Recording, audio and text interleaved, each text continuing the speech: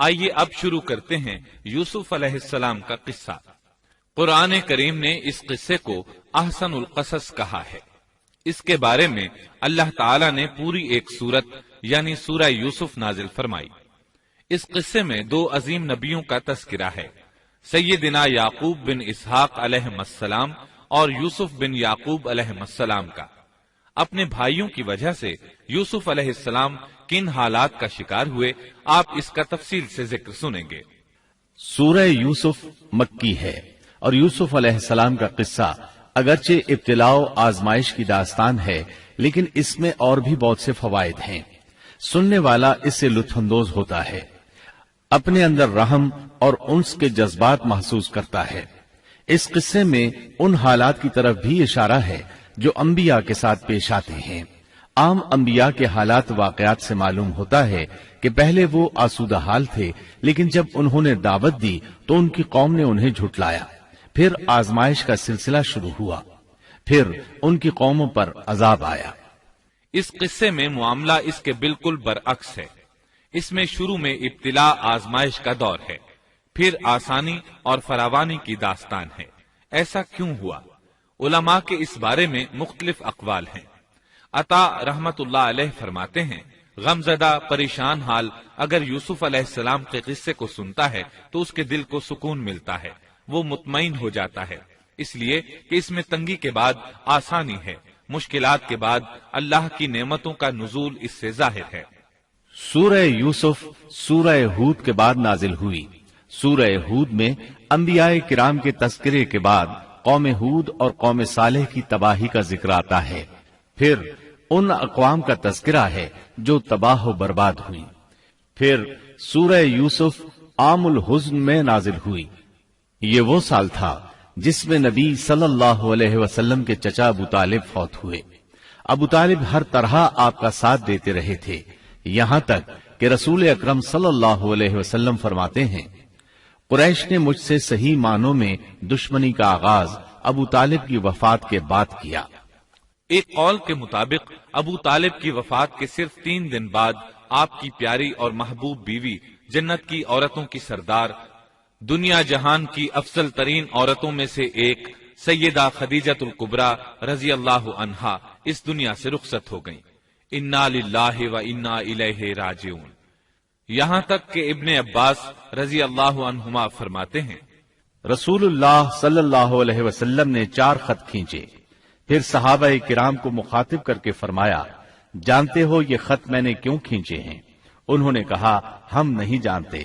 تو آپ صلی اللہ علیہ وسلم نے فرمایا، جنت کی افضل ترین عورتیں 4 ہیں، ایک مریم بنت عمران، دوسری خدیجہ بنت خویلد، تیسری فاطمہ بنت محمد اور چوتھی فرعون کی بیوی آسیہ بنت مزاحم رضی اللہ عنہن اجمعین۔ سیدہ خدیجہ رضی اللہ عنہا اور ابو طالب کی وفات کا آپ صلی اللہ علیہ وسلم کو بہت شدید صدمہ ہوا۔ تب آپ کی تسلی کے لیے اللہ تعالیٰ نے سورہ یوسف نازل فرمائی اور آپ کو یقین دلایا کہ تنگی کے بعد فراخی ہوتی ہے، اور اس صورت میں سبق آموز واقعات اور عبرتوں کا تذکرہ یکجا کر دیا گیا ہے، جبکہ دوسرے انبیاء کے قصے قرآن اور احادیث میں مختلف مقامات پر ہیں۔ یہ قصہ قرآن کریم میں ایک جگہ کیوں ذکر کیا گیا، اس میں کیا حکمت تھی، اور باقی قصے مختلف مقامات پر کیوں بکھرے ہوئے ہیں، اس بارے میں علامہ قرطبی رحمت اللہ علیہ فرماتے ہیں، اللہ تعالیٰ نے انبیاء علیہم السلام کے قصے تکرار کے ساتھ ذکر کیے ہیں۔ ایک ہی بات کو بلاغت و بیان کے اصول کے تحت مختلف پیرائے میں ذکر کیا ہے، جیسا کہ ابراہیم علیہ السلام کا قصہ ہے۔ جب اللہ کے برگزیدہ فرشتے ان کے پاس آئے تو ان کے آنے پر ابراہیم علیہ السلام نے جو مہمان نوازی کی اس کو مختلف انداز میں بیان کیا گیا ہے۔ ایک جگہ فرمایا، وہ بغیر کسی تاخیر کے بھنا ہوا بچڑا لے آئے۔ دوسری آیت میں فرمایا، پس ابراہیم فربا بچڑے کا گوشت لے آئے۔ ان دونوں جملوں کو جمع کرنے سے معلوم ہوا بھونا ہوا موٹا تازہ بچڑا پیش کیا گیا۔ مختلف جگہوں پر ان کا تذکرہ اس لیے کیا گیا کہ لوگ اس سے عبرت پکڑیں۔ علامہ قرطبی رحمت اللہ علیہ فرماتے ہیں، یوسف علیہ السلام کے قصے کو ایک جگہ اور باقی انبیاء کے قصوں کو علیحدہ بیان کرنے کی ایک حکمت یہ بھی ہے کہ مخالف پر حجت قائم ہو جائے کہ وہ نہ مکرر کلام لا سکتے ہیں اور نہ ہی قصہ یوسف علیہ السلام کی طرح اکٹھا کلام لا سکتے ہیں۔ مطلب یہ کہ بلاغت کی ہر قسم میں دشمن پر حجت قائم ہو سکے۔ اللہ تعالیٰ کلام کو مکرر اور غیر مکرر لا کر قرآن کا اعجاز بیان کرنا چاہتے ہیں کہ اللہ چاہیں تو ایک قصے کو ایک ہی جگہ بیان کر دیں، چاہیں تو مختلف جگہوں پر بیان کر دیں۔ کوئی یہ نہ کہہ سکے کہ دیکھو قرآن میں یہ قصہ علیحدہ علیحدہ بیان ہوا ہے، میں اس کو ایک جگہ بیان کر سکتا ہوں، یا اس کے برعکس یہ نہ کہہ سکے کہ قرآن میں تو یہ قصہ ایک ہی جگہ بیان ہوا ہے، میں اس کو الگ الگ کر کے بیان کر سکتا ہوں۔ اب ہم اس قصے کا آغاز کرتے ہیں اور اسی طرح کرتے ہیں جس طرح اس کا آغاز اللہ رب العزت نے کیا ہے۔ شروع اللہ کے نام سے جو بڑا مہربان نہایت رحم والا ہے۔ الف لام را، یہ روشن کتاب کی آیتیں ہیں۔ یقیناً ہم نے اس کتاب کو عربی قرآن بنا کر نازل فرمایا ہے تاکہ تم سمجھ سکو۔ ہم آپ کے سامنے بہترین بیان پیش کرتے ہیں اس قرآن سے جو ہم نے آپ کی جانب وحی کے ذریعے نازل کیا ہے، اور یقیناً آپ اس سے پہلے بے خبروں میں سے تھے۔ قصہ در اصل ایک خبر کے بعد دوسری خبر اور اطلاع در اطلاع کو کہتے ہیں، اور قصص کا اصل قصہ ہے، یعنی پیچھے چلنا، جیسا کہ اللہ کی کتاب میں ہے۔ موسیٰ کی والدہ نے ان کی بہن سے کہا کہ تو اس کے پیچھے پیچھے جا، اور قصص کی اصل یہی ہے کہ کسی خبر کا پے در پے آنا۔ اس لیے ارشاد باری تعالی ہے، ہم آپ پر بہترین قصے بیان کرتے ہیں۔ اور یقیناً آپ اس سے پہلے بے خبروں میں سے تھے۔ غفلت سے مراد یہاں اللہ کے ذکر سے غفلت نہیں، بلکہ اس کا مطلب یہ ہے کہ نزول قرآن سے پہلے آپ ان قصص سے واقف نہیں تھے۔ اللہ تعالیٰ سورہ یوسف آیت 4 اور 5 میں فرماتے ہیں، جب یوسف نے اپنے باپ سے ذکر کیا کہ ابا جی، میں نے 11 ستاروں اور سورج چاند کو خواب میں دیکھا ہے کہ وہ سب مجھے سجدہ کر رہے ہیں، یعقوب نے کہا، پیارے بچے، اپنے اس خواب کا ذکر اپنے بھائیوں سے نہ کرنا، ایسا نہ ہو کہ وہ تیرے ساتھ کوئی فریب کاری کرے، شیطان تو انسان کا کھلا دشمن ہے۔ رؤیا سے مراد وہ خواب ہے جس کو انسان نیند کی حالت میں دیکھے، اور رؤیت سے مراد وہ حقیقت ہے جس کو انسان حالت بیداری میں اپنی آنکھوں سے دیکھے۔ تو یوسف علیہ السلام نے خواب میں دیکھا کہ 11 ستارے اور سورج اور چاند انہیں سجدہ کر رہے ہیں۔ یعقوب علیہ السلام خواب کی حقیقت کو جان گئے، اگرچہ آپ خوابوں کی تعبیر نہیں بتاتے تھے، لیکن انہیں علم ہو گیا کہ اس میں یوسف علیہ السلام کی تکریم ہے، اور انہیں یہ بھی علم تھا کہ یوسف علیہ السلام کے بھائی ان سے حسد کرتے ہیں۔ اسی لیے انہوں نے یوسف علیہ السلام سے کہا کہ اپنے بھائیوں کو یہ خواب نہ سنانا۔ یوسف علیہ السلام کے 11 بھائی تھے، بنیامین ان کے سگے بھائی تھے، باقی 6 ایک ماں سے اور 4 2 لونڈیوں سے تھے۔ حقیقی بھائی ان سے حسد نہیں کرتا تھا، وہ عمر میں ان سے چھوٹا تھا، باقی سب ان سے حسد کرتے تھے، اور اس حسد کی وجہ یہ تھی کہ یعقوب علیہ السلام ان سے والہانہ محبت کرتے تھے۔ اسی طرح بنیامین سے بھی انہیں بہت لگاؤ تھا، مطلب یہ کہ ان دونوں سے انہیں زیادہ محبت تھی، اور محبت میں کمی بیشی کوئی بری چیز نہیں، البتہ نبی کریم صلی اللہ علیہ وسلم نے فرمایا، ان میں عدل سے ضرور کام لیں۔ غرض یعقوب علیہ السلام کو ان دونوں سے زیادہ محبت تھی، ان کا دل ان کی طرف زیادہ مائل تھا، یہاں تک کہ لمحہ بھر بھی انہیں نظروں سے اوجھل نہیں کرتے تھے۔ یوسف علیہ السلام کے بھائی جب کھیل کے لیے نکلتے تو یعقوب علیہ السلام فرماتے، یوسف کو یہیں چھوڑ دو، گویا ہر وقت ان کا پہرا دیتے تھے۔ اللہ تعالیٰ سورہ یوسف آیت 6 میں فرماتے ہیں، اور اسی طرح تجھے تیرا پروردگار برگزیدہ کرے گا، اور تجھے معاملہ فہمی یعنی خوابوں کی تعبیر بھی سکھائے گا، اور اپنی نعمت تجھے بھرپور عطا فرمائے گا، اور یعقوب کے گھر والوں کو بھی، جیسے کہ اس نے اس سے پہلے تیرے دادا اور پردادا یعنی ابراہیم و اسحاق کو بھی بھرپور اپنی نعمت دی۔ یقیناً تیرا رب بہت بڑے علم والا اور زبردست حکمت والا ہے۔ یعنی آپ کو منتخب کر لیا اور تمام بھائیوں سے آپ کو چن لیا، اور یعقوب علیہ السلام کے سارے بیٹوں سے آپ کا انتخاب کیا، اور اس دور کے لوگوں میں سے آپ کو نبوت دینے کا ارادہ کیا۔ مزید یہ کہ وہ لوگوں کو خوابوں کی تعبیر بھی بتاتے تھے، اور آیت میں جس نعمت کا ذکر ہے اس سے مراد نبوت کی نعمت ہے، اور یہ قصہ اللہ تعالیٰ نے نصیحت کے لیے ذکر کیا ہے۔ اللہ تعالیٰ سورہ یوسف آیت 7 اور 8 میں فرماتے ہیں، یقیناً یوسف اور اس کے بھائیوں میں دریافت کرنے والوں کے لیے بڑی بڑی نشانیاں ہیں، جبکہ انہوں نے کہا کہ یوسف اور اس کا بھائی بنسبت ہمارے باپ کو بہت زیادہ پیارا ہے، حالانکہ ہم طاقتور جماعت ہیں، کوئی شک نہیں کہ ہمارے ابا سری غلطی میں ہیں۔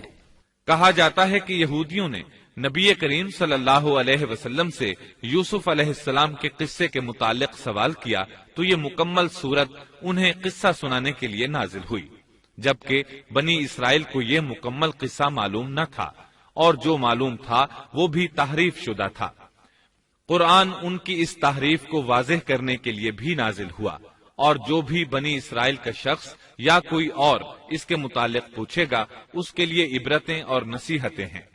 یوسف کے بھائیوں نے کہا کہ ہمارا باپ یوسف اور اس کے بھائی سے زیادہ محبت کیوں کرتا ہے، جبکہ ہم ایک جماعت ہیں۔ اپنے باپ کے اس عمل پر اعتراض کیا، اور یقیناً یہ ایک بہت برا گمان تھا۔ ضلال کا معنی گمراہی ہوتا ہے، لیکن کبھی خطا پر بھی بولا جاتا ہے، اور انہوں نے باہمی مشورہ کیا اور سوچ بچار کے بعد یوسف علیہ السلام کے قتل کی تجویز طے ہوئی۔ اللہ تعالیٰ آیت 9 میں فرماتے ہیں، یوسف کو تو مار ہی ڈالو یا اسے کسی نامعلوم جگہ پھینک دو کہ تمہارے والد کا رخ صرف تمہاری طرف ہی ہو جائے، اس کے بعد تم نیک ہو جانا۔ مطلب یہ کہ وہ آپس میں کہنے لگے یوسف کو قتل کر دو۔ اس پر بڑے بھائی یہودا نے مداخلت کی اور کہا قتل بہت سنگین جرم ہے۔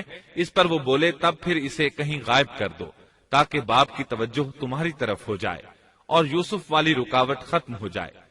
دیکھیے کیسی سوچ ہے، پہلے برائی کریں گے پھر توبہ کریں گے اور نیک بن جائیں گے۔ بھلا کیا ایسا آدمی جو برائی اس نیت سے کرتا ہے بعد میں توبہ کر لے گا، کیا اس کی توبہ قبول ہوگی؟ علماء فرماتے ہیں توبہ کا دروازہ کھلا ہے۔ اللہ تعالیٰ رات کے وقت صدا دیتا ہے کہ دن کو برائی کرنے والے توبہ کر لے، اور دن کو آواز دیتا ہے رات کو برائی کرنے والے توبہ کر لے۔ کوئی توبہ کا دروازہ بند نہیں کر سکتا، یہاں تک کہ انسان جتنی بار بھی گناہ کر کے توبہ کرے اللہ قبول کرتا ہے۔ اس لیے اللہ نے ان کی توبہ قبول کر لی۔ تاہم اس بات سے ڈرنا چاہیے کہ اگر گناہ کرنے کے بعد توبہ کا موقع ہی نہ ملے اور موت آ لے تو کیا ہوگا؟ یہ بات نہایت ہی خوفناک ہے کہ توبہ کا موقع ہی نہ ملے۔ اللہ تعالیٰ آیت نمبر 10 میں فرماتے ہیں، ان میں سے ایک نے کہا یوسف کو قتل تو نہ کرو بلکہ اسے کسی اندھے کنویں کی تہ میں ڈالاؤ کہ اسے کوئی آتا جاتا قافلہ اٹھا لے جائے، اگر تمہیں کرنا ہی ہے تو یوں کرو۔ یہودا نے انہیں قتل سے روکا اور کہا قواسم کے راستے میں اموقی نام کا کنواں ہے، اسے اس میں ڈال دو، کوئی گزرتا ہوا قافلہ اسے اٹھا لے جائے گا، اس سے نجات ہی پانا چاہتے ہو تو یہ کام کرو۔ سب نے اس بات سے اتفاق کیا۔ اب اپنے باپ کے پاس گئے، باپ سے انہوں نے جو کہا آیت 11 اور 12 میں آتا ہے، انہوں نے کہا ابا آخر آپ یوسف کے بارے میں ہم پر اعتبار کیوں نہیں کرتے؟ ہم تو اس کے خیر خواہ ہیں، کل آپ ضرور اسے ہمارے ساتھ بھیج دیجئے کہ خوب کھائے پیے اور کھیلے، اور اس کی حفاظت کے ہم ذمہ دار ہیں۔ یعقوب علیہ السلام نے ان کی بات کے جواب میں جو کچھ کہا آیت نمبر 13 اور 14 میں اس کا ذکر موجود ہے۔ یعقوب نے کہا اسے تمہارا لے جانا مجھے تو سخت صدمہ دے گا، اور مجھے یہ بھی کھٹکا لگا رہے گا کہ تمہاری غفلت میں اسے بھیڑیا کھا جائے۔ انہوں نے جواب دیا کہ ہم جیسی زوراور جماعت کی موجودگی میں بھی اگر اسے بھیڑیا کھا جائے تو ہم بالکل نکمے ہی ہوئے۔ وہاں بھیڑیے کثرت سے تھے، اس لیے یعقوب علیہ السلام ڈرتے تھے۔ بیٹوں کے بار بار اصرار پر یعقوب علیہ السلام یوسف علیہ السلام کو ان کے ساتھ بھیجنے پر رضامند ہو گئے۔ اللہ تعالیٰ آیت 15 میں فرماتے ہیں، پھر جب اسے لے چلے اور سب نے مل کر ٹھان لیا کہ اسے غیر آباد گہرے کنویں کی تہ میں پھینک دیں، ہم نے یوسف کی طرف وحی کی کہ یقیناً وقت آ رہا ہے کہ تو انہیں اس ماجرے کی خبر اس حال میں دے گا کہ وہ جانتے ہی نہ ہوں گے۔ بعض روایات کے مطابق انہوں نے راستے میں یوسف علیہ السلام کو مارا پیٹا، برا بھلا کہا، اور ایسا کرنا ان کے لیے معمولی بات تھی کیونکہ وہ تو قتل کے درپے تھے۔ آخر کار کنویں کے پاس پہنچے اور مشورے کے مطابق انہیں کنویں میں ڈال دیا۔ یوسف علیہ السلام کنویں میں ایک پتھر پر گرے، یعنی پانی میں نہ گرے۔ آپ اس پتھر پر بیٹھ گئے۔ اللہ تعالیٰ کی طرف سے انہیں تسلی دی گئی کہ آپ پریشان نہ ہوں، بہت جلد آپ کنویں سے نکلیں گے اور انہیں ان کے اس گھناؤنے فعل کے بارے میں بتلائیں گے، اور انہیں اس بات کا گمان بھی نہیں ہوگا کہ ایسا وقت بھی آئے گا۔ یوسف علیہ السلام کو کنویں میں ڈالنے کے بعد انہوں نے گھر جانے کی تیاری کی۔ آیت نمبر 16 میں آتا ہے، اور عشاء کے وقت وہ سب اپنے باپ کے پاس روتے ہوئے پہنچے۔ امام عامش قاضی شرح رحمت اللہ علیہ کی مجلس میں بیٹھے تھے۔ ایک عورت آئی، اس کا ایک آدمی سے جھگڑا تھا، وہ بہت شدت سے رو رہی تھی۔ عامش بولے، آپ دیکھتے نہیں یہ کس بری طرح رو رہی ہے؟ ان کا مطلب یہ تھا کہ یہ سچی ہے۔ قاضی شرح فرمانے لگے، یوسف علیہ السلام کے بھائی رات کو روتے ہوئے اپنے باپ کے پاس آئے تھے، پس فیصلہ رونے پر نہیں انصاف پر ہونا چاہیے۔ اب یوسف علیہ السلام کے بھائیوں نے باپ کو تفصیل سنائی۔ اللہ تعالیٰ اس کا ذکر آیت 17 میں فرماتے ہیں، اور کہنے لگے کہ ابا جی، ہم تو آپس میں دوڑ میں لگ گئے اور یوسف کو ہم نے سامان کے پاس چھوڑا، بس اسے بھیڑیا کھا گیا۔ آپ تو ہماری بات نہیں مانیں گے، گو ہم بالکل سچے ہی ہوں۔ سو انہوں نے یہ بات بتائی، لیکن اس سے جھوٹ صاف ظاہر ہو رہا تھا، جیسا کہ اگلی آیت میں ہے۔ اور یوسف کے کرتے کو جھوٹ موڑ کے خون سے خون آلود بھی کر لائے تھے۔ ابن عباس رضی اللہ عنہما فرماتے ہیں کہ انہوں نے بکری ذبح کی اور یوسف علیہ السلام کی قمیص پر اس کا خون مل لیا، اور خون میں لت پت قمیص یعقوب علیہ السلام کے پاس لے آئے۔ جب یعقوب علیہ السلام نے دیکھا تو فرمانے لگے، یہ بھیڑیا بھی کتنا رحم دل تھا، میرے بیٹے کو تو کھا لیا اور قمیص کو کچھ نہیں کہا، تمہاری عقل کہاں ہے؟ اس بات کا ذکر آیت 18 میں ہے۔ باپ نے کہا، یوں نہیں، بلکہ تم نے اپنے ہی دل سے ایک بات بنا لی ہے، بس صبر ہی بہتر ہے، اور تمہاری بنائی ہوئی باتوں پر اللہ ہی سے مدد کی طلب ہے۔ ادھر دوسری طرف کیا ہوا؟ آیت 19 میں اللہ فرماتے ہیں، اور ایک قافلہ آیا اور انہوں نے اپنے ایک پانی لانے والے کو بھیجا، اس نے اپنا ڈول لٹکا دیا اور کہنے لگا، واہ واہ، خوشی کی بات ہے، یہ تو ایک لڑکا ہے۔ انہوں نے اسے مال تجارت قرار دے کر چھپا دیا، اور اللہ اس سے باخبر تھا جو وہ کر رہے تھے۔ تفصیل اس کی یہ ہے کہ ایک قافلہ اس کنویں کے پاس سے گزرا جس میں یوسف علیہ السلام موجود تھے۔ انہوں نے پانی کی تلاش میں ایک خادم کو بھیجا، وہ کنویں تک پہنچا، اس نے کنویں میں ڈول لٹکایا، یوسف علیہ السلام اس ڈول میں بیٹھ گئے۔ خادم نے ڈول نکالا تو اس میں ایک خوبصورت بچے کو دیکھا، مارے خوشی کے وہ پکار اٹھا، یہاں ایک لڑکا ہے۔ اس زمانے میں غلاموں اور لونڈیوں کی تجارت ہوتی تھی، انہیں خوف محسوس ہوا کہ کہیں یہ لڑکا ان سے چھن نہ جائے۔ اس خوف کے پیش نظر انہوں نے یوسف علیہ السلام کو چھپا لیا۔ انہوں نے یہ بھی سوچا کہ شاید یہ بھاگا ہوا غلام ہے، اگر اس کا مالک آ گیا تو وہ اسے لے جائے گا۔ یہ قافلہ مدائن سے مصر جا رہا تھا۔ جب یہ مصر پہنچے تو انہوں نے یوسف علیہ السلام کو معمولی قیمت میں فروخت کر دیا۔ معمولی قیمت میں فروخت کرنے کی جلدی بھی انہوں نے اسی خیال کے تحت کی کہ کہیں اس کا مالک نہ آ جائے۔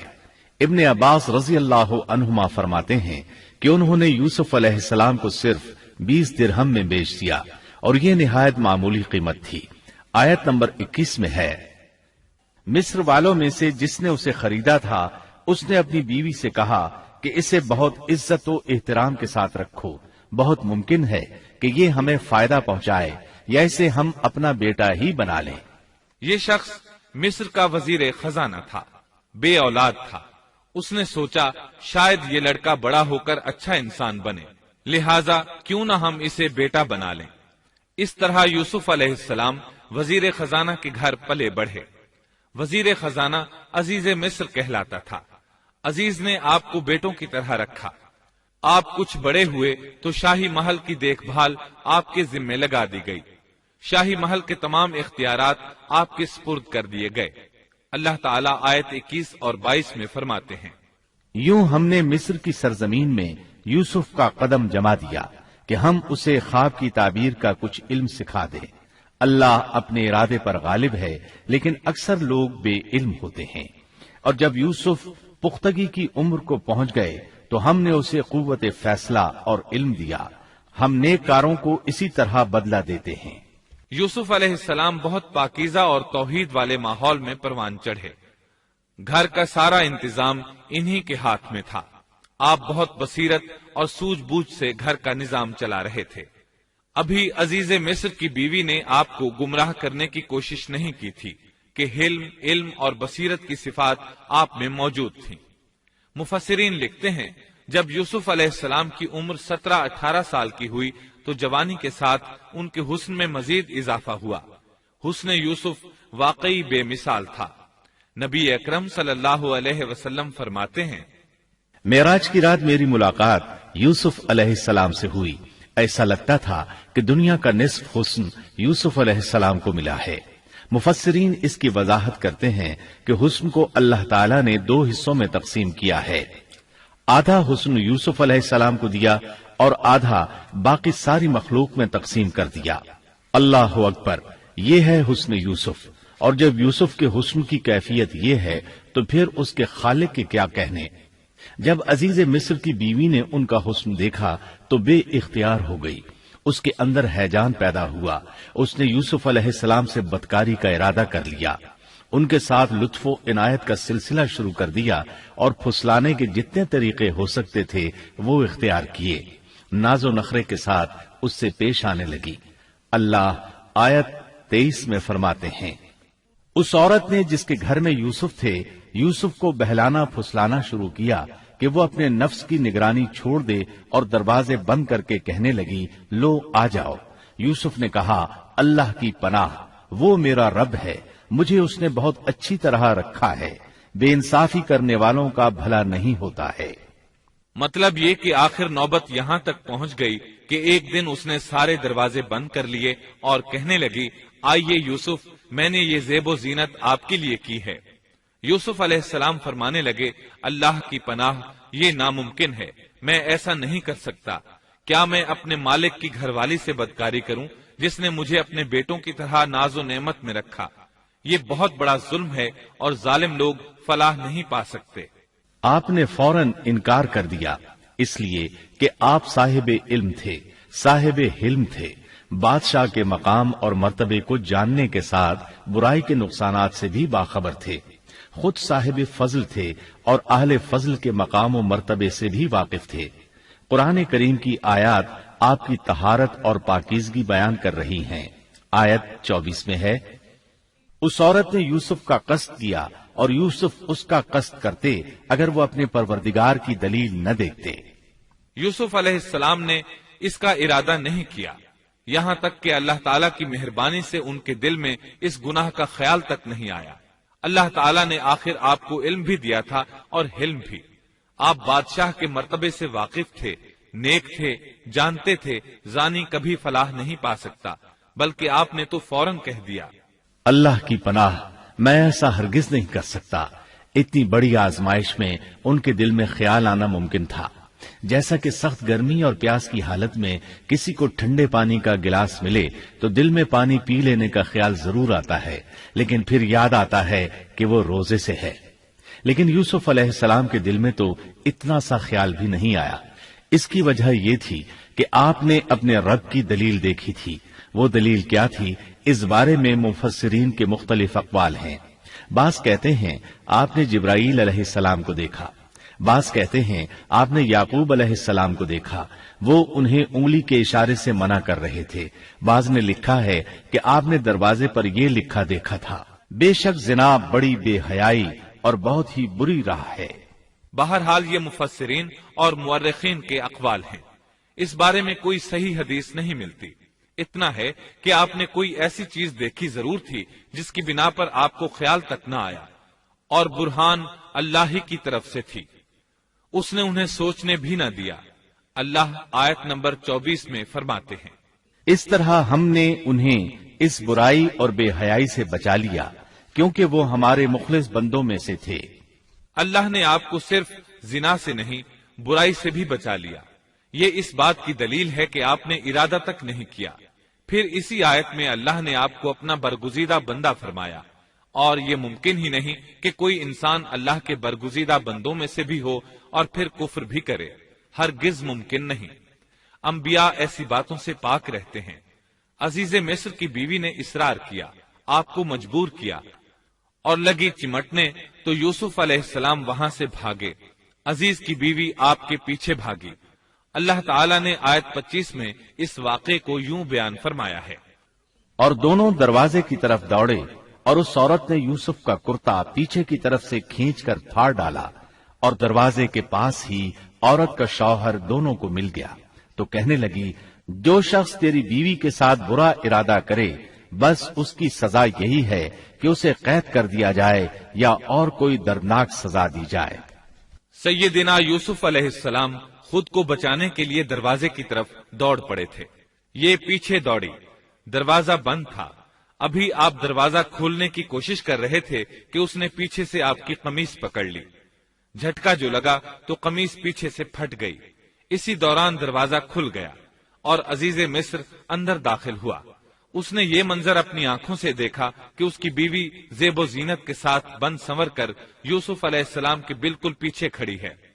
اسی وقت اس نے خود کو الزام سے بچانے کے لیے کہہ دیا، جو تیری بیوی کے ساتھ برائی کا ارادہ رکھتا ہے اس کا کیا بدلہ ہے؟ پھر خود ہی کہنے لگی، اسے قید خانے میں بند کر دینا چاہیے۔ ایسا اس نے اس لیے کہا کہیں وہ یوسف علیہ السلام کو قتل نہ کر دے۔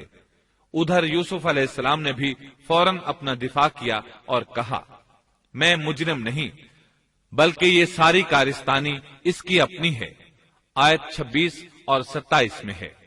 یوسف نے کہا، یہ عورت ہی مجھے پھسلا رہی تھی، اور عورت کے قبیلے ہی کے ایک شخص نے گواہی دی کہ اگر اس کا کرتا آگے سے پھٹا ہوا ہو تو عورت سچی ہے اور یوسف جھوٹ بولنے والوں میں سے ہے، اور اگر اس کا کرتا پیچھے کی جانب سے پھٹا ہوا ہو تو عورت جھوٹی ہے اور یوسف سچوں میں سے ہے۔ یہ گواہ کون تھا؟ اس بارے میں دو قسم کی روایات ہیں۔ پہلی روایت یہ ہے کہ وہ دودھ پیتا بچہ تھا، اس نے کہا کہ اس عورت نے بہکایا ہے اور یہ اللہ کا معجزہ تھا۔ دوسری روایت یہ ہے کہ عزیز مصر کے ساتھ اس کا چچا زاد تھا، اس نے کہا، قمیص دیکھو کہاں سے پھٹی ہے، پیچھے سے پھٹی ہے تو یوسف سچے، اور آگے سے پھٹی ہے تو پھر وہ سچی ہے، یوسف جھوٹے ہیں۔ آیت نمبر 28 میں آتا ہے، سو جب خاوند نے دیکھا کہ یوسف کا کرتا پیٹھ کی جانب سے پھٹا ہوا ہے تو صاف کہہ دیا کہ یہ تو عورتوں کی چال بازی ہے، بے شک تمہاری چال بازی بہت بڑی ہے۔ سید قطب کہتے ہیں، عزیز مصر ان لوگوں میں سے تھا جن کے نزدیک شرف کی کوئی قیمت نہیں تھی۔ اگر اس میں غیرت ہوتی تو اس کا خون کھولتا، وہ عورت پر برہم ہوتا، لیکن اس نے غصے کے بغیر کہا۔ آیت 29 میں ہے، یوسف اب اس بات کو جانے دو، اور اے عورت تو اپنے گناہ سے توبہ کر، بے شک تو گناہ گاروں میں سے ہے۔ اس کے علاوہ اس نے کوئی اور بات نہ کی، یہاں تک کہ یوسف علیہ السلام کو گھر ہی میں رہنے دیا، جدا بھی نہ کیا۔ لیکن پھر یہ خبر شہر میں آگ کی طرح پھیل گئی، عورتیں طرح طرح کی باتیں کرنے لگیں، لوگ عزیز مصر کی بیوی کو تانے دینے لگے۔ آیت 30 میں ہے، اور شہر کی عورتوں میں چرچا ہونے لگا کہ عزیز مصر کی بیوی اپنے جوان غلام کو اپنا مطلب نکالنے کے لیے بہلانے پھسلانے میں لگی رہتی ہے، اس کے دل میں یوسف کی محبت بیٹھ گئی ہے، ہمارے خیال میں تو وہ سری گمراہی میں ہے۔ یہ چرچا ہونے لگا کہ عزیز مصر کی بیوی ایک غلام کے ساتھ برائی پر تل گئی، اگر کسی آزاد کے ساتھ ایسا کرتی تو معاملہ اور تھا، غلام سے محبت کر بیٹھی، یہ تو اس نے بے وقوفی کی انتہا کر دی، اس طرح اسے خوب برا بھلا کہا گیا۔ یہ خبر عزیز مصر کی بیوی تک بھی پہنچ گئی۔ آیت 31 میں ہے، اس نے جب ان عورتوں کی پرفریب مکارانہ باتیں سنی تو انہیں بلوا بھیجا اور ان کے لیے ایک مجلس مرتب کی، اور ان میں سے ہر ایک کو چھری دی اور کہا، اے یوسف ان کے سامنے چلے آؤ۔ ان عورتوں نے جب اسے دیکھا تو بہت بڑا جانا اور اپنے ہاتھ کاٹ لیے، اور زبان سے نکل گیا کہ اللہ کی پناہ، یہ انسان تو ہرگز نہیں، یہ تو یقیناً کوئی بہت ہی بزرگ فرشتہ ہے۔ وضاحت اس کی یہ ہے کہ اس عورت نے اپنے گھر میں ایک دعوت کا انتظام کیا، تمام عورتوں کو اس دعوت میں بلایا، دعوت کا انتظام اس طرح کیا کہ سب کے لیے ایک تکیہ لگایا، پھل سامنے رکھے اور ہر ایک کو ایک ایک چھری تھما دی۔ ساتھ ہی یوسف علیہ السلام سے کہا کہ مجلس میں آ جائیں۔ جب یوسف علیہ السلام آئے تو وہ انہیں دیکھ کر مبہوت رہ گئیں۔ ان کے حسن سے اس قدر متاثر ہوئیں کہ اپنا ہوش نہ رہا اور پھلوں کے بجائے اپنے ہاتھ کاٹ ڈالے، لیکن اس کا انہیں احساس تک نہ ہوا۔ سبحان اللہ، کیا حسن تھا جس کی وجہ سے انہوں نے اپنے ہاتھ کاٹ لیے اور خبر تک نہ ہوئی۔ کہنے لگیں یہ تو کوئی فرشتہ معلوم ہوتا ہے، انسان اتنا خوبصورت کیسے ہو سکتا ہے؟ آیت 32 میں ہے، اس وقت عزیز مصر کی بیوی نے کہا، یہ ہے وہ جس کے بارے میں تم مجھے تانا دے رہی تھی۔ میں نے ہر چند اس سے اپنا مطلب حاصل کرنا چاہا، لیکن یہ بال بال بچا رہا، اور جو کچھ میں اس سے کہہ رہی ہوں اگر یہ نہ کرے گا تو یقیناً یہ قید کر دیا جائے گا، اور بے شک یہ بہت ہی بے عزت ہوگا۔ یہ آیت اس بات کی واضح دلیل ہے کہ یوسف علیہ السلام نے برائی کا ارادہ نہیں کیا تھا۔ پھر بات یہیں پر ختم نہیں ہو گئی، بلکہ تمام عورتیں یوسف علیہ السلام پر ٹوٹ پڑیں۔ ان میں سے ہر ایک کی خواہش تھی کہ یوسف علیہ السلام اس سے محبت کریں اور بے حیائی کا ارتکاب کریں۔ اپنی عزت اور شرف کو انہوں نے خاک میں ملا دیا۔ یوسف علیہ السلام کے حسن پر فریفتہ ہو گئیں۔ اس کیفیت کو دیکھ کر یوسف علیہ السلام نے اپنے رب سے دعا کی۔ آیت 33 اور 34 میں آتا ہے، یوسف نے دعا کی کہ اے میرے پروردگار، جس بات کی طرف یہ عورتیں مجھے بلا رہی ہیں اس سے تو مجھے جیل خانہ بہت پسند ہے۔ اگر تو نے ان کا مکر و فریب مجھ سے دور نہ کیا تو میں تو ان کی طرف مائل ہو جاؤں گا اور بالکل نادانوں میں جا ملوں گا۔ اس سے ظاہر ہوا سب عورتیں یوسف علیہ السلام کو اپنی طرف متوجہ کر رہی تھیں۔ انہوں نے ہر طریقہ اختیار کیا، لیکن یوسف علیہ السلام نے کسی ایک کی طرف توجہ نہ دی۔ اللہ نے انہیں بچا لیا اور عورتوں کی چال کو ناکام بنا دیا۔ اس واقعے کی خبر بھی لوگوں میں پھیل گئی۔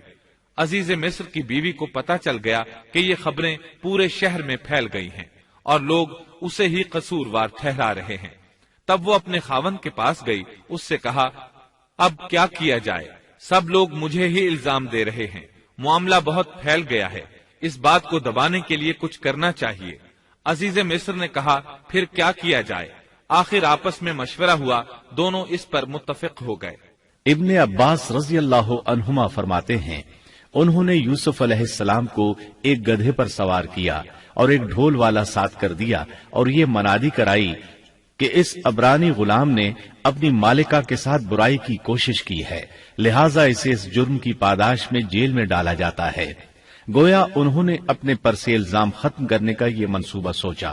اس بارے میں اللہ آیت 35 میں فرماتے ہیں، پھر ان تمام نشانوں کے دیکھ لینے کے بعد بھی انہیں یہی مصلحت معلوم ہوئی کہ یوسف کو کچھ مدت کے لیے قید خانے میں رکھیں۔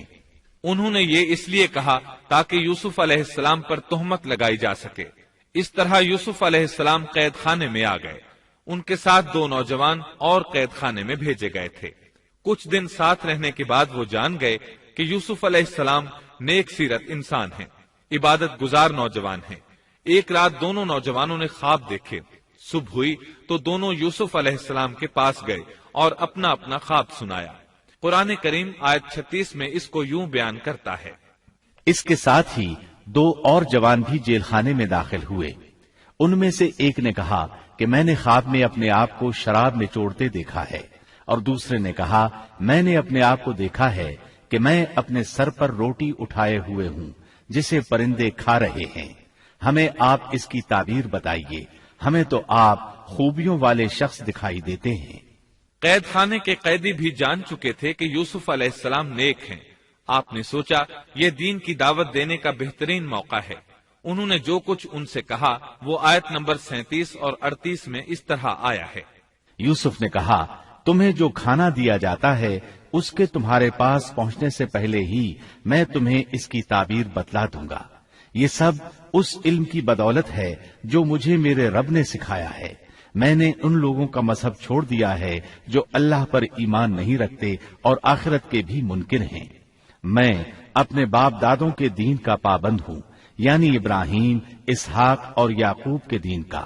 ہمیں ہرگز یہ سزاوار نہیں کہ ہم اللہ کے ساتھ کسی کو بھی شریک کریں۔ ہم پر اور تمام اور لوگوں پر اللہ کا یہ خاص فضل ہے، لیکن اکثر لوگ ناشکری کرتے ہیں۔ آپ نے سب سے پہلے اپنا تعارف کرایا، ابراہیم اور یعقوب علیہ السلام کے بارے میں بتایا، اور اس زمانے کے لوگ ابراہیم علیہ السلام کو مانتے تھے۔ ابراہیم علیہ السلام معروف تھے، جانے پہچانے تھے۔ نبی کریم صلی اللہ علیہ وسلم سے پوچھا گیا کہ کریم یعنی عزت دار کون ہے؟ آپ نے فرمایا عزت دار کے بیٹے، عزت دار کے پوتے اور عزت دار کے پڑ پوتے، یعنی یوسف بن یعقوب بن اسحاق بن ابراہیم علیہ السلام۔ مطلب یہ کہ 4 پشتوں تک نبوت کی فضیلت یوسف علیہ السلام کے سوا کسی کے حصے میں نہیں آئی۔ یہ عزت اور بزرگی کی انتہا ہے۔ آپ نے اپنے دین کا تعارف کرانے کے بعد ان سے جو کچھ کہا وہ آیت 39 اور 40 میں آتا ہے۔ اے میرے قید کے ساتھیوں، کیا بھلا کئی جدا جدا پروردگار بہتر ہیں یا ایک اللہ زبردست طاقتور؟ اس کے سوا تم جن کی پوجا باٹ کر رہے ہو وہ سب نام ہی نام ہیں جو تم نے اور تمہارے باپ دادوں نے خود ہی گھڑ لیے ہیں۔ اللہ نے ان کی کوئی دلیل نازل نہیں فرمائی۔ فرما روائی صرف اللہ ہی کی ہے۔ اس کا فرمان ہے کہ تم سب سوائے اس کے کسی اور کی عبادت نہ کرو۔ یہی دین درست ہے، لیکن اکثر لوگ نہیں جانتے۔ پھر یوسف علیہ السلام نے انہیں خواب کی تعبیر بتائی۔ اس کا ذکر سورہ یوسف آیت 41 میں ہے۔ اے میرے قید خانے کے رفیقو، تم دونوں میں سے ایک تو اپنے بادشاہ کو شراب پلانے پر مقرر ہو جائے گا، لیکن دوسرا سولی دیا جائے گا اور پرندے اس کا سر نوچ نوچ کھائیں گے۔ تم دونوں جس کے بارے میں تحقیق کر رہے تھے اس کام کا فیصلہ کر دیا گیا۔ تعبیر سن کر وہ قیدی کہنے لگے، ہم نے اس طرح خواب نہیں دیکھا۔ جس کے قتل کی تعبیر بتائی گئی تھی وہ تو خاص طور پر کہنے لگا، میں نے یہ خواب نہیں دیکھا۔ اس پر یوسف علیہ السلام نے فرمایا، یہ اللہ کا فیصلہ ہے، تبدیل نہیں ہو سکتا۔ پھر آپ نے دوسرے قیدی سے فرمایا، اور جس کی نسبت یوسف کا گمان تھا کہ ان دونوں میں سے یہ چھوٹ جائے گا، اس سے کہا کہ اپنے بادشاہ سے میرا ذکر بھی کر دینا۔ پھر اسے شیطان نے اپنے بادشاہ سے ذکر کرنا بھلا دیا اور یوسف نے کئی سال قید خانے ہی میں کاٹے۔ پھر اسی طرح ہوا، ایک کو پھانسی پر چڑھا دیا گیا، دوسرا بادشاہ کو شراب پلانے پر مقرر ہوا، لیکن وہ یوسف علیہ السلام کا ذکر کرنا بھول گیا۔ اللہ تعالیٰ آیت 42 میں فرماتے ہیں، شیطان نے اسے بھلا دیا۔ اس آیت کی تفسیر بعض مفسرین نے یہ کی ہے کہ شیطان نے یوسف علیہ السلام کو اپنے رب یعنی اللہ تعالیٰ کی یاد سے غافل کر دیا، اور انہوں نے ایک بندے سے چاہا کہ وہ اپنے رب یعنی شاہ مصر سے ان کا تذکرہ کر کے ان کی رہائی کی کوشش کرے۔ اس لیے اللہ تعالیٰ نے ان کو یہ سزا دی کہ وہ کئی سال تک جیل میں پڑے رہے۔ یہ تفسیر بالکل غلط ہے۔ درست یہ ہے کہ فَأَنْسَاهُ کی ضمیر اس شخص کی طرف لوٹتی ہے جس کے متعلق یوسف علیہ السلام کا گمان تھا کہ وہ رہائی پانے والا ہے، اور اس آیت کے معنی یہ ہیں کہ شیطان نے اس شخص کو اپنے آقا سے یوسف علیہ السلام کا ذکر کرنا بھلا دیا، جیسا کہ علامہ ابن کثیر اور دیگر مفسرین نے اسی طرح کہا ہے۔ انس رضی اللہ عنہ سے مروی یہ روایت کہ اللہ تعالیٰ نے یوسف علیہ السلام کی طرف وحی کی کہ اے یوسف، تجھے تیرے بھائیوں سے کس نے نجات دی؟ فرمایا، اے اللہ، آپ نے۔ اللہ نے پھر پوچھا، یوسف، تجھے کنویں سے کس نے نکالا؟ انہوں نے جواب دیا، اللہ، آپ نے۔ اللہ تعالیٰ نے پھر پوچھا، یوسف، تجھے عورتوں سے کس نے بچایا؟ کہا، اللہ، آپ نے۔ اب اللہ نے فرمایا، پھر اب اللہ کے سوا کسی اور سے نجات کیوں طلب کرتے ہو؟ یہ روایت عقل اور نقل دونوں کے خلاف ہے، کیونکہ تکالیف و مصائب سے خلاصی کے لیے دنیاوی اسباب اختیار کرنا جائز ہے، جیسا کہ سورۃ المائدہ میں اللہ تعالیٰ فرماتے ہیں کہ نیکی اور تقوی کے کاموں میں ایک دوسرے کا تعاون کرو، اور یوسف علیہ السلام کا رہائی پانے والے شخص سے اپنی رہائی کے متعلق بادشاہ سے بات کرنے کو کہنا اس آیت کے عین مطابق ہے، اور ایسا کرنا توکل علی اللہ کے خلاف نہیں۔ لہذا مذکورہ بیان کردہ روایت جس طرح سند کے اعتبار سے کمزور ہے، اسی طرح مفہوم کے اعتبار سے بھی قرآن کے خلاف ہے۔ یوسف علیہ السلام قید خانے میں پڑے ہیں، کسی کو ان کی خبر تک نہیں۔ یہ ان کی ایک اور آزمائش تھی، کسی کو خبر ہو تو نکالے۔ آخر کچھ مدت بعد بادشاہ نے خواب دیکھا۔ بادشاہ نے کہا، میں نے خواب میں دیکھا ہے کہ 7 موٹی تازی فربا گائیں ہیں جن کو 7 دبلی پتلی لاغر گائیں کھا رہی ہیں، اور 7 بالیاں ہیں ہری ہری اور دوسری 7 بالکل خشک۔ اس خواب نے بادشاہ کو پریشان کر دیا۔ اس نے کہا، اے درباریو، میرے اس خواب کی تعبیر بتلاؤ اگر تم خواب کی تعبیر دے سکتے ہو۔ انہوں نے جواب دیا، یہ تو اڑتے اڑاتے پریشان خواب ہیں، اور ایسے شوریدہ پریشان خوابوں کی تعبیر جاننے والے ہم نہیں۔ جب وہ خواب کی تعبیر نہ بتا سکے تب اس ساقی کو یوسف علیہ السلام یاد آئے۔ وہ چونک اٹھا۔ ان 2 قیدیوں میں سے جو رہا ہوا تھا اسے مدت کے بعد یاد آ گیا اور کہنے لگا، میں تمہیں اس کی تعبیر بتلا دوں گا، مجھے جانے کی اجازت دیجیے۔ قید خانہ شہر سے باہر تھا، انہوں نے اسے ادھر روانہ کر دیا۔ وہ جیل پہنچا، یوسف علیہ السلام سے ملا اور بولا، اے یوسف، اے بہت بڑے سچے، آپ ہمیں اس خواب کی تعبیر بتلائیے کہ 7 موٹی تازی گائیں ہیں جنہیں 7 دبلی پتلی گائیں کھا رہی ہیں، اور 7 بالکل سبز خوشے ہیں، اور 7 ہی دوسرے بالکل خشک ہیں، تاکہ میں واپس جا کر ان لوگوں سے کہوں تاکہ وہ سب جان لیں۔ تب یوسف علیہ السلام نے خواب کی تعبیر بتائی۔ یوسف نے جواب دیا کہ تم 7 سال تک پے در پے لگاتار حسب عادت غلہ بویا کرنا، اور فصل کاٹ کر اسے بالیوں سمیت ہی رہنے دینا، سوائے اپنے کھانے کی تھوڑی سی مقدار کے۔ اس کے بعد 7 سال نہایت سخت قحط کے آئیں گے، وہ اس غلے کو کھا جائیں گے جو تم نے ان کے لیے ذخیرہ رکھ چھوڑا تھا، سوائے اس تھوڑے سے غلے کے جو تم محفوظ کر کے رکھو گے۔ آپ نے صرف خواب کی تعبیر نہیں بتائی بلکہ علاج بھی بتایا۔ اس کے بعد ایک اور بات بھی بتائی۔ اس کے بعد جو سال آئے گا اس میں لوگوں پر خوب بارش برسائی جائے گی، اور وہ اس میں شیرہ انگور بھی خوب نچوڑیں گے۔ ساقی بہت تیزی سے واپس گیا، بادشاہ کو پوری تفصیل بتائی۔ تب بادشاہ نے کہا، یوسف کو میرے پاس لاؤ۔ بادشاہ کا قاصد واپس آیا اور آپ سے کہا، بادشاہ آپ کو بلا رہا ہے۔ یوسف علیہ السلام نے کہا، میں قید خانے سے نہیں نکلوں گا۔ نبی کریم صلی اللہ علیہ وسلم فرماتے ہیں، اللہ یوسف علیہ السلام پر رحم فرمائے، انہوں نے کس حد تک صبر کیا۔ ان کی جگہ میں ہوتا اور مجھے قید خانے سے نکلنے کے لیے کہا جاتا تو میں فوراً باہر نکل جاتا۔ 7 سال تک قید میں رہنے کے بعد اگر کوئی قیدی سے باہر نکلنے کے لیے کہے اور وہ باہر نکلنے سے انکار کر دے تو یہ بات عجیب ہی لگ سکتی تھی، لیکن یوسف علیہ السلام ہر طرح سے بری ہو کر نکلنا چاہتے تھے۔ چنانچہ آپ نے کہا، یوسف نے کہا، اپنے بادشاہ کے پاس واپس جا اور اس سے پوچھ کہ ان عورتوں کا حقیقی واقعہ کیا ہے جنہوں نے اپنے ہاتھ کاٹ لیے تھے۔ ان کے ہیلے کو صحیح طور پر جاننے والا میرا پروردگار ہی ہے۔ قاصد واپس آیا، اس نے بادشاہ کو یوسف کا جواب سنایا۔ اب بادشاہ نے ان عورتوں کو جمع کیا اور کہا، بادشاہ نے پوچھا، اے عورتوں، اس وقت کا صحیح واقعہ کیا ہے جب تم داؤ فریب کر کے یوسف کو اس کی دلی منشا سے بہکانا چاہتی تھی؟ انہوں نے صاف جواب دیا کہ معاذ اللہ، ہم نے یوسف میں کوئی برائی نہیں پائی۔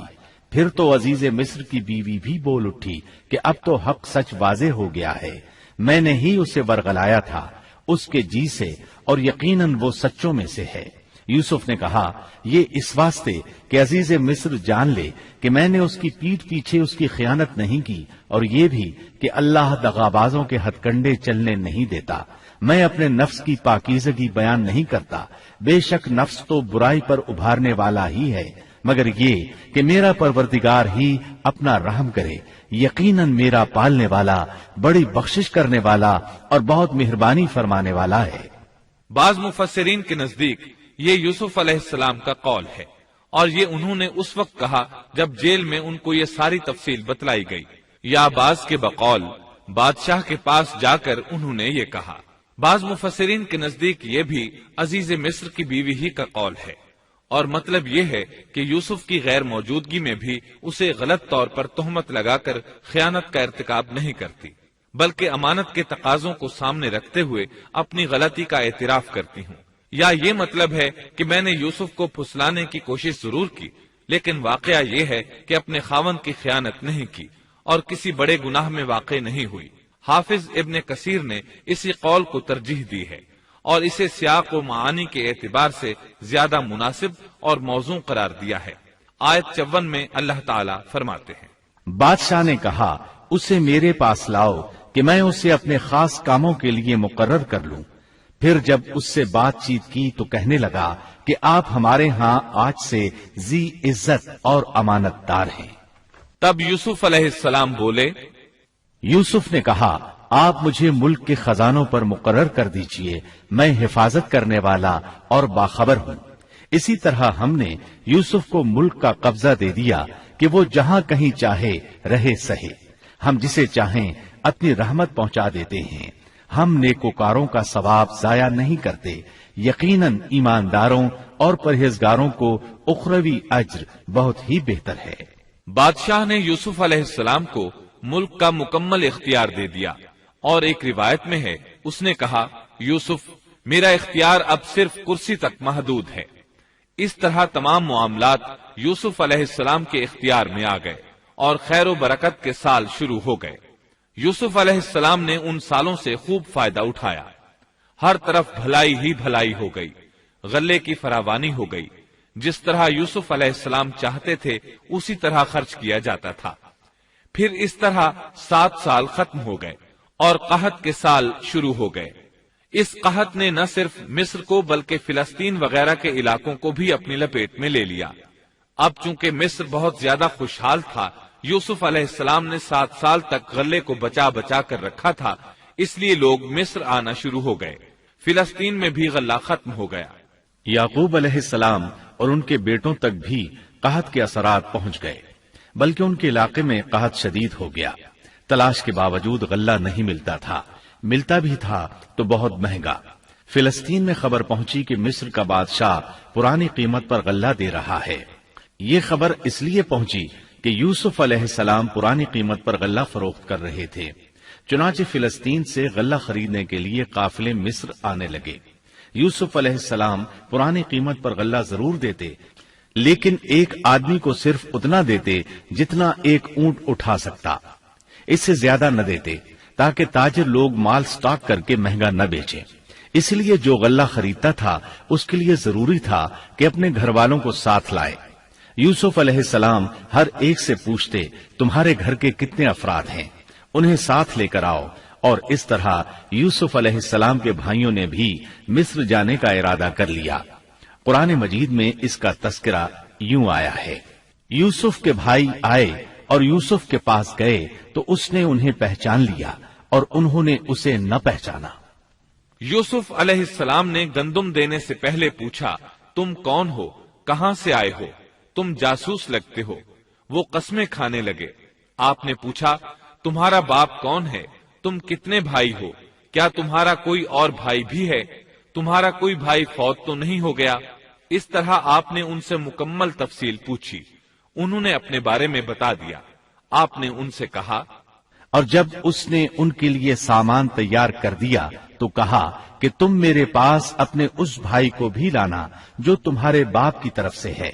کیا تم نے نہیں دیکھا کہ میں پورا ناپ کر دیتا ہوں اور میں ہوں بھی بہترین مہمانی کرنے والوں میں؟ آپ نے ان سے یہ بھی کہا، پس اگر تم اسے میرے پاس لے کر نہ آئے تو میری طرف سے تمہیں کوئی ناپ بھی نہ ملے گا، بلکہ تم میرے قریب بھی نہ پھٹکنا۔ انہوں نے کہا، اچھا، ہم اس کے والد سے تذکرہ کریں گے اور پوری کوشش کریں گے۔ پھر یوسف علیہ السلام نے اپنے غلاموں سے کہا اور اپنے خدمتگاروں سے کہا کہ ان کی پونجی انہی کی بوریوں میں رکھ دو کہ جب لوٹ کر اپنے اہل و عیال میں جائیں اور پونجیوں کو پہچان لیں تو بہت ممکن ہے کہ یہ پھر لوٹ آئیں۔ دراصل یوسف علیہ السلام چاہتے تھے کسی طرح وہ دوبارہ آئیں۔ انہیں یہ خدشہ محسوس ہوا کہ ممکن ہے دوبارہ آنے کے لیے ان کے پاس رقم نہ ہو اور یہ غلہ خریدنے نہ آئیں، اس لیے ان کی قیمت ان کے سامان میں رکھ دی تاکہ وہ دوبارہ آئیں۔ جب یہ گھر پہنچے تو سامان کھولنے سے پہلے باپ سے کہا، جب یہ لوگ لوٹ کر اپنے والد کے پاس گئے تو کہنے لگے، ہم سے تو غلے کا پیمانہ روک لیا گیا، اب آپ ہمارے ساتھ ہمارے بھائی کو بھیجیے کہ ہم پیمانہ بھر کر لائیں، ہم اس کی نگہبانی کے ذمہ دار ہیں۔ یعنی انہوں نے کہا کہ کہ آئندہ ہمیں غلہ اسی صورت میں ملے گا جب ہم اپنے چھوٹے بھائی بنیامین کو ساتھ لے جائیں گے۔ اس پر یعقوب علیہ السلام نے فرمایا، یعقوب نے کہا کہ مجھے تو اس کی بابت تمہارا بس ویسا ہی اعتبار ہے جیسا اس سے پہلے اس کے بھائی کے بارے میں تھا، بس اللہ ہی بہترین حافظ ہے اور وہ سب مہربانوں سے بڑا مہربان ہے۔ مطلب یہ کہ یعقوب علیہ السلام نے ان کی بات ماننے سے انکار کر دیا۔ اس کے بعد جب انہوں نے اپنا سامان کھولا تو کیا دیکھا؟ جب انہوں نے اپنا سامان کھولا تو انہوں نے اپنا سرمایہ موجود پایا جو ان کی جانب لوٹا دیا گیا تھا۔ کہنے لگے، اے ہمارے باپ، ہمیں اور کیا چاہیے؟ دیکھیے تو یہ ہمارا سرمایہ بھی ہمیں واپس لوٹا دیا گیا ہے۔ ہم اپنے خاندان کو غلہ لا دیں گے اور اپنے بھائی کی نگرانی رکھیں گے اور ایک اونٹ کا پیمانہ زیادہ لائیں گے۔ یہ ناپ تو بہت آسان ہے۔ جب یعقوب علیہ السلام نے یہ معاملہ دیکھا اور ان کا اصرار بڑھا تو سوچ میں پڑ گئے کہ معاملہ کچھ اور معلوم ہوتا ہے، پس انہیں اللہ تعالی کی طرف سے الہام ہوا کہ ساتھ بھیج دیجیے۔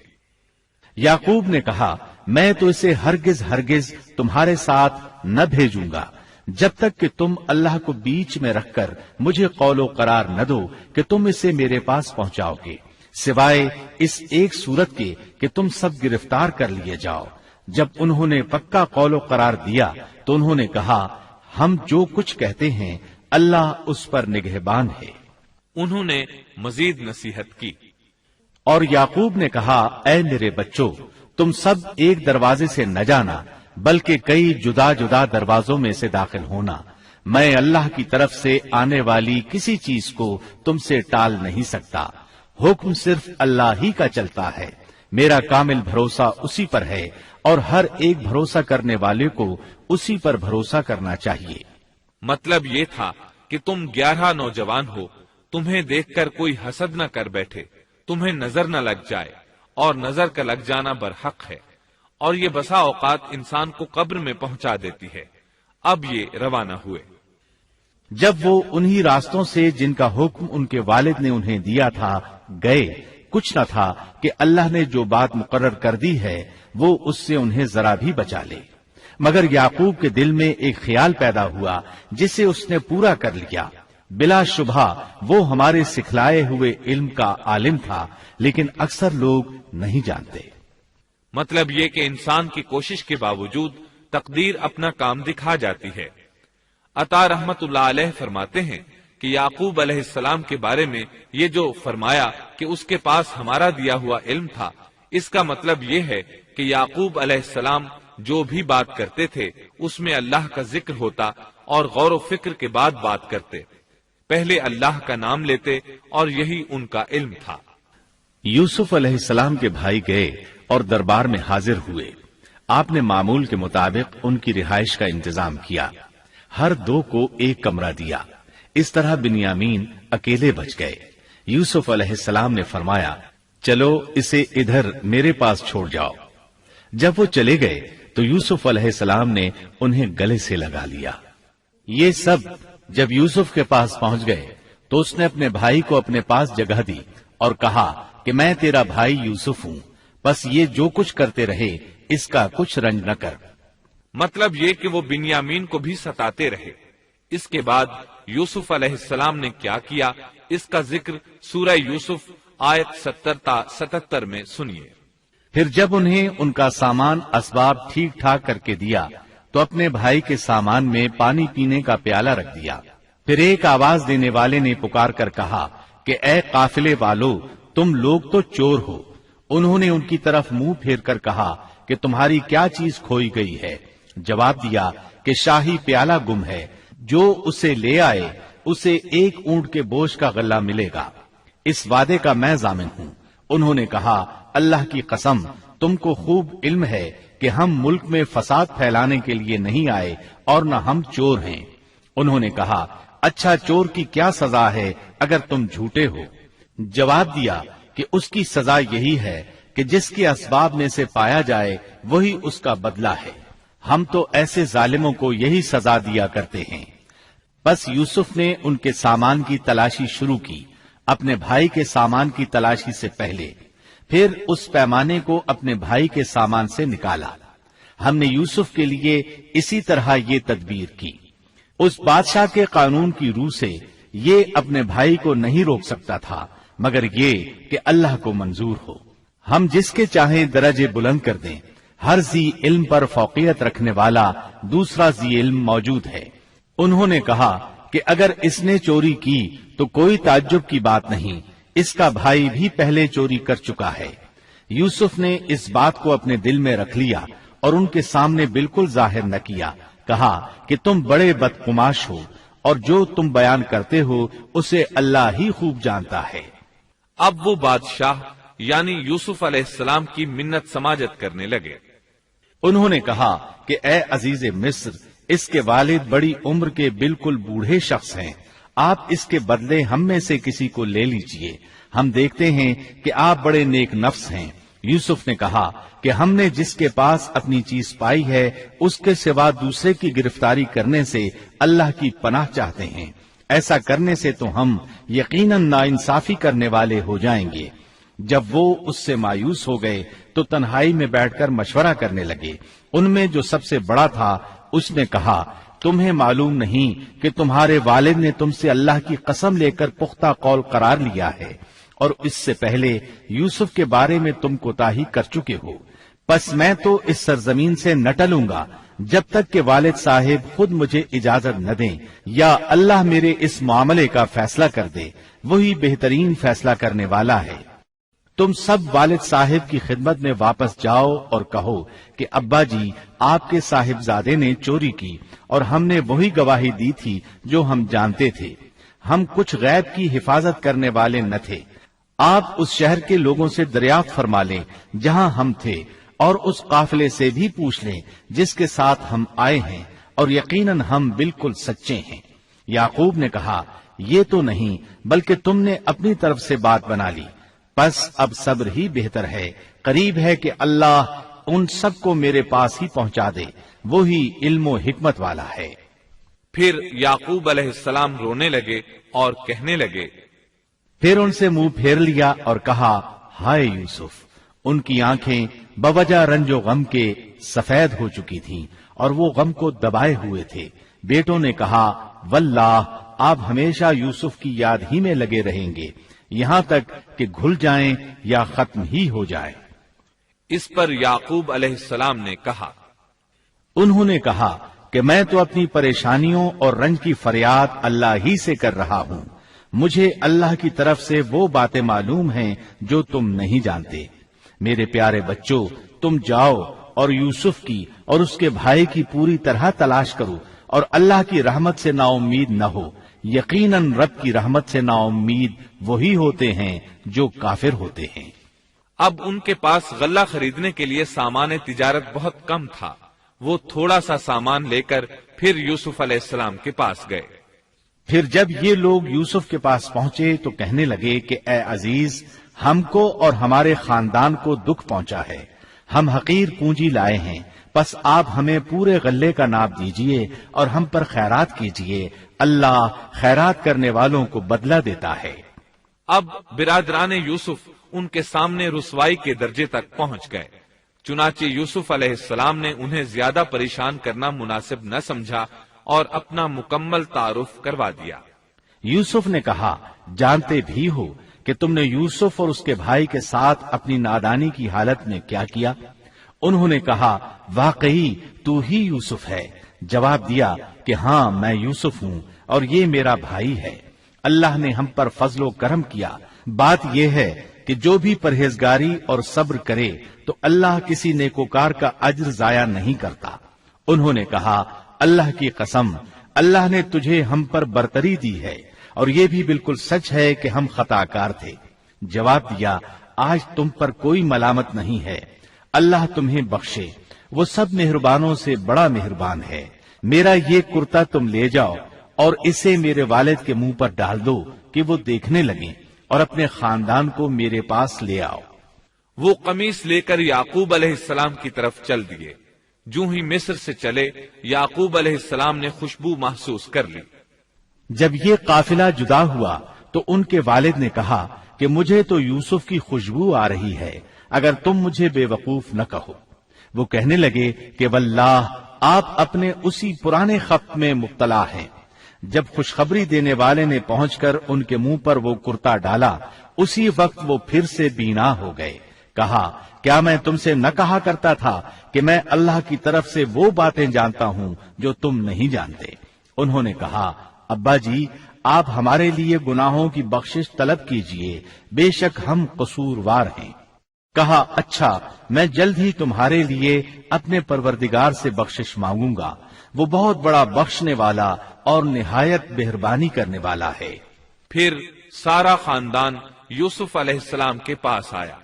جب یہ سارا گھرانہ یوسف کے پاس پہنچ گیا تو یوسف نے اپنے ماں باپ کو اپنے پاس جگہ دی اور کہا اللہ کو منظور ہے تو آپ سب امن و امان کے ساتھ مصر میں آؤ، اور اپنے تخت پر اپنے ماں باپ کو اونچا بٹھایا اور سب اس کے سامنے سجدے میں گر گئے۔ تب کہا کہ ابا جی، یہ میرے پہلے کے خواب کی تعبیر ہے، میرے رب نے اسے سچا کر دکھایا۔ اس نے میرے ساتھ بڑا احسان کیا جبکہ مجھے جیل خانے سے نکالا اور آپ لوگوں کو صحرا سے لے آیا۔ اس اختلاف کے بعد جو شیطان نے مجھ میں اور میرے بھائیوں میں ڈال دیا تھا، میرا رب جو چاہے اس کے لیے بہترین تدبیر کرنے والا ہے، اور وہ بہت علم و حکمت والا ہے۔ اے میرے پروردگار، تو نے مجھے کچھ حکومت عطا فرمائی اور مجھے خواب کی تعبیر سکھلائی۔ اے آسمانوں اور زمین کے پیدا کرنے والے، تو ہی دنیا و آخرت میں میرا ولی اور کارساز ہے۔ تو مجھے اسلام کی حالت میں فوت کر اور نیکوں میں ملا دے۔